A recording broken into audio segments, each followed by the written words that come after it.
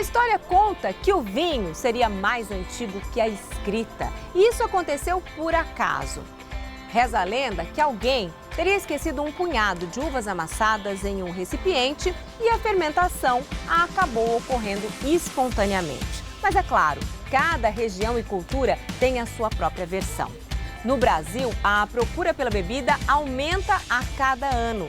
E durante a pandemia, o consumo bateu recorde e os brasileiros se aventuraram no universo das uvas. Hoje, o Tudo de Bom veio descobrir por que essa bebida encanta tanta gente.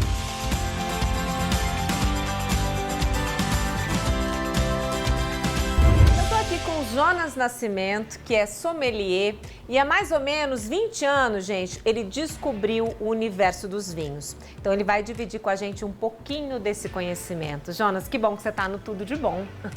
É realmente tudo de bom estar aqui com vocês e poder compartilhar um pouquinho da nossa história no vinho, do nosso conhecimento e trazer as pessoas para o vinho sem preconceito. O vinho é para todos, basta querer, né, que as portas dos vinhos estão sempre abertas. Olha, Jonas, você já andou boa parte do mundo aí servindo vinho para algumas pessoas importantes, né? Eu queria que você falasse um pouquinho pra gente. Em alguns países, o vinho não é só uma bebida, ele faz parte da cultura daquele lugar. Exatamente. Europa, principalmente, o vinho é tratado como um alimento, inclusive tributariamente falando, né? Então isso descomplica, desmistifica o vinho. Ele faz parte da boa mesa, né? Do encontro entre as famílias, entre as pessoas, os bons negócios. E hoje no Brasil esse processo começa a crescer. Obviamente que ainda estamos na fase ainda de iniciação, podemos dizer assim. Somos um país ainda jovem, comparado com a Europa, né? Que tem o dobro ou o triplo da nossa idade, né?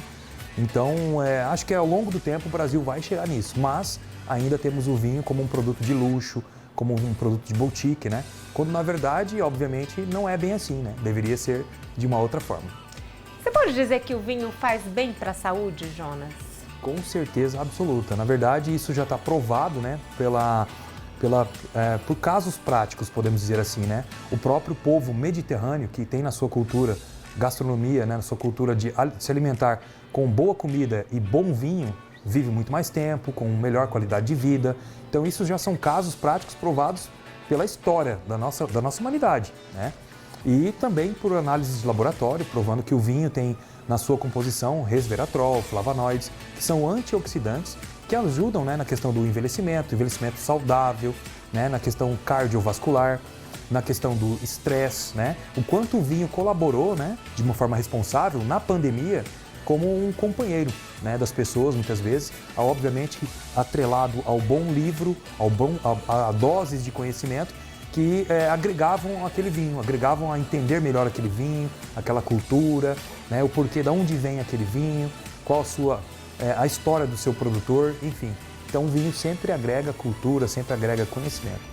Jonas, é claro que está tudo muito ligado ao paladar individual de cada um. Mas eu queria que você ajudasse a gente, quem está nos assistindo agora, começar a experimentar essa bebida. Quem não conhece vinho, quem não costuma tomar vinho, por onde começar? E fala das diferenças primárias pra gente. Por exemplo, o seco e o suave, quais são as diferenças e por onde eu poderia começar? Nós temos que estar muito atento a tudo que acontece ao nosso redor, principalmente quando nós vamos nos alimentar. Um exemplo, nós não temos o hábito de cheirar a nossa alimentação. Se eu vou comer uma maçã, qual o cheiro dessa maçã? Ela está madura? Ela está meio termo? Qual o cheiro de uma maçã madura? Qual o cheiro de uma maçã verde, uma manga? Né? Qual o cheiro de uma especiaria? Qual o cheiro da minha carne cozida? Qual o cheiro da minha carne crua? Então são coisas que vão nos ajudar a ter uma memória olfativa. Porque quando nós sentimos o cheiro, o aroma dos vinhos, nós vamos buscar no nosso catálogo olfativo, né, toda a informação que nós temos. Aquelas que nós não prestamos atenção e não arquivamos, nós nunca vamos conseguir ter parâmetros. Não existe nariz bom e nariz ruim. Existe memória olfativa desenvolvida e não desenvolvida.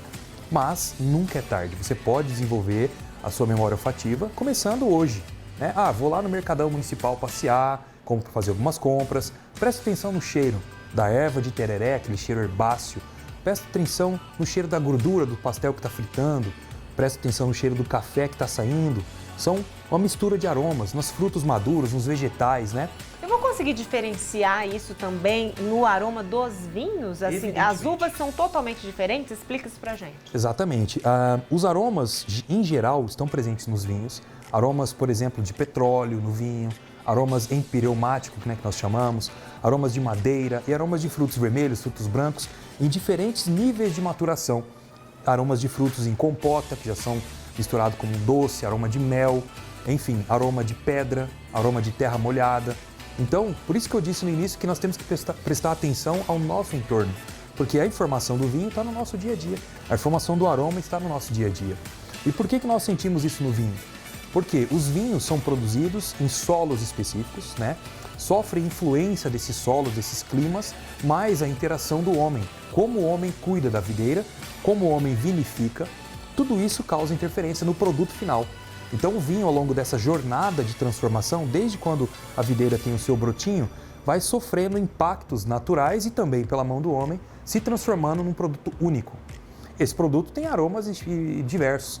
Normalmente, vinhos tintos têm aromas de frutos vermelhos, porque são da família, as uvas tintas são da família dos frutos vermelhos. Sofrem aromas amadeirados, porque podem passar por barricas. Tem aromas de pedra, de calcário, porque são derivados do solo onde a vinha é cultivada. E parece estranho você falando isso, né? Mas é só a partir dessa experimentação mesmo que a gente vai percebendo essa diferença e descobrindo o que a gente gosta, né? Deixa eu te fazer uma pergunta. Pela sua experiência, o que é mais fácil? As pessoas que não são tomadoras de vinho, tá? O que é mais fácil elas gostarem num primeiro momento? É um vinho suave mesmo, aquele que é mais docinho e tal? Vai ser mais fácil do que eu já chegar no vinho seco? Muito interessante, porque o brasileiro ele consome vinho doce, historicamente falando, porque quando os europeus colonizaram o Brasil pelo norte, né, pela parte nordeste, perceberam que ali não era o local adequado e fácil de produzir uvas viníferas que produzem vinhos finos. Então a alternativa foi produzir uvas que se adequassem àquele local, que são as uvas americanas, uma espécie mais propícia para a produção de suco de uva e geleias, etc. Só que vinificando essa uva, o vinho não fica tão palatável, tão agradável. A solução foi colocar açúcar. Então ao longo das nossas gerações, nós fomos crescendo consumindo esse vinho mais adocicado. Esse vinho é perfeito para você iniciar no mundo do vinho, ok. Só que, com o longo do tempo, você pode ter interesse em passar para vinhos finos, que têm doses de açúcar menor, obviamente, e são mais complexos, com aromas mais diversos, como eu comentei agora, de terra molhada, de frutos vermelhos, enfim, aquela diversidade, que é como se você estivesse lendo um livro, de tanta informação que um vinho pode ter. Então, começando pelos vinhos doces, ok, por um tempo, qual é a dica? Vai treinando o seu paladar, os seus aromas.